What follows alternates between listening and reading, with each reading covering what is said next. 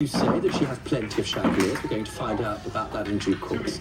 In reply, Stephanie, you say, well, I'm going to let you frame your own reply. What do you say in response to your husband? Well, the thing is, I happened to be looking on the internet and I saw this 14-light chandelier. And So you just went, pause. It's a 14-light chandelier. Yes. Now, I can understand people get excited by all sorts of things. Correct? Right to say? They get veritably thrilled at the sight of art and paintings, and some people simply can't turn their eye away from things which are sparkly and twinkly. Correct? that is right. So presumably this was the first time you'd seen a chandelier. It's the first chandelier you were going to buy, correct? Not a first one, but it Well, was just pause for a second. Ian, how many chandeliers are there in the house? At the last count, 18. 18 chandeliers. Well, that would be reasonable, I presume, because you live in a...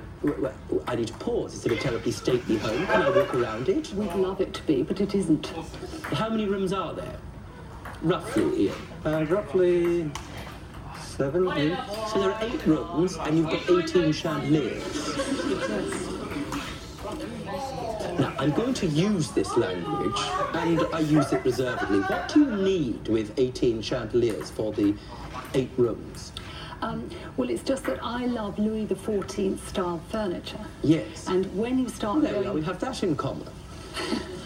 when you start getting into that sort of furniture, one needs to really play up with everything in the room to match. Wall chandeliers, settees, paintings, prints. So it gets rather infectious because you want to just make the whole of the house Yes. match up. It's a shame you can't really go entire theme and sort of get a few peasants really to walk around. Indeed.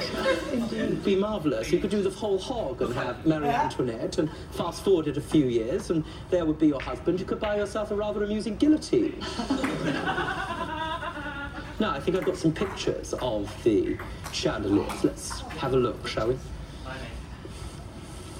Gosh, well, there you are. Now, there's lots of, yes. Well, that certainly goes with the theme of the house. Now, Ian, prior to this particular chandelier, were you in any way in charge of the decorating for the house? I am in charge of the decorating, yes. When you say you're in charge of it, does that mean that you pay for it and Stephanie makes the choices? Or do you jointly share the decisions about what goes into the house?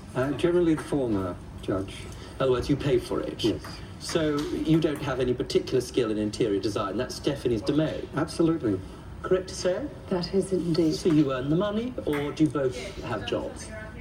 Well, sometimes I tempt, so sometimes I pay for things too. Right, but by and large, it's you, Ian. That's correct? correct. Now, there you are. It gets to Christmas, and I have to ask you about the financial relationship between the two of you.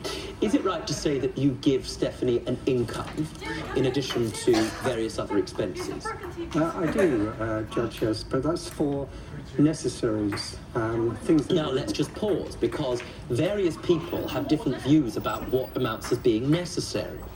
You know, some people like the odd book and even an expensive pen from time to time. Sadly, Michelle has to spend a huge amount of money on hair lacquer, but you know, that's what she needs in order to do her job. Yes? Now, what would you describe as necessary, Stephanie? Necessary expenses, well, I think it's very important to have a beautiful home and to come home from work or being out and being in your comfort zone surrounded by beautiful things, chandeliers. I've even got them on my ears, for instance, haven't I? Yes, you would describe them as necessary. Yes, would you? I would really, yes, it's necessary. So, one of the things that we assessed, I'm going to help you legally. You can think about this for a moment. When you assess what a human right is, for example, food, water, there's a big discussion in international law about need and whether you need that sort of thing. Some people do need basic things. That's a need. Your submission is that you need chandeliers, and therefore, Stephanie, it is effectively a human right as far as you're concerned. Yes. Now, these chandeliers are everywhere. You've even got one in your bedroom. Correct. Let's have a look. Is that your bed on the right-hand side? It is indeed. It's a Marie Antoinette Parisian four-poster bed. Now, Stephanie, you and I have the same historical interest. And bearing in mind this case and how you described that bed, how did it end up for Marie Antoinette? Did you choose that bed, Ian? I did not. When it arrived, did you think, good Lord, what a divine model of taste and proportion? It emerged into what it is. What do you mean it emerged into what it is? You didn't, it wasn't kind of been a big shock. I mean, she's decorated the house as if it's Versailles. This bed shows up, and there you are with your screwdriver. At what point did you realise, goodness me, I've got a gilded bed?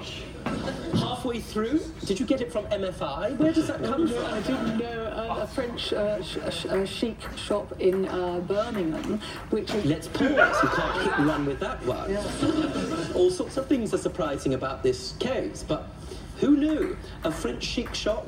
Where? Paris? No. Le Nord de France? No. Where did you buy your Marie Antoinette look-alike bed? Birmingham? Most unlikely. If I may, Please. I approach this case very seriously. You see that? The house is of a certain size. Stephanie refers to it as a mini Versailles. If you reduce the scale of Versailles into the size of the house but retain the furniture, that is what it is. We can hardly move. There is no space for things.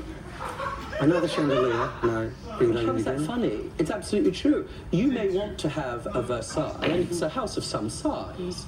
But compared to, say, Buckingham Palace or Versailles, this is a 2 up, 2 down. It's a doll's house. It's a miniature doll's house. I see. Now, let's just fast forward for a second. You gave Stephanie money, or you had a certain amount of money. Now, that got spent.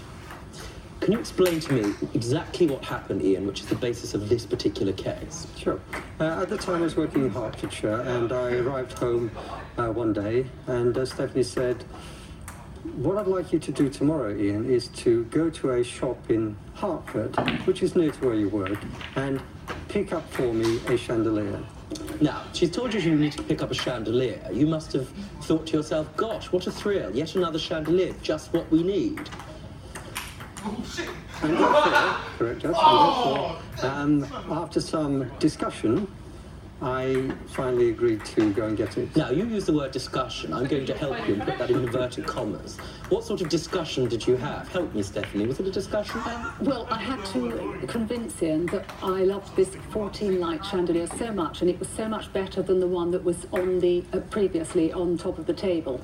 And Ian said, no, we don't need another one, we've got one there. And I said, Ian, this is so special. And I said, it's in a sale.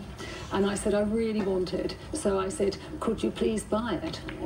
So I gave him the cash. Now, you said, who gave you the cash?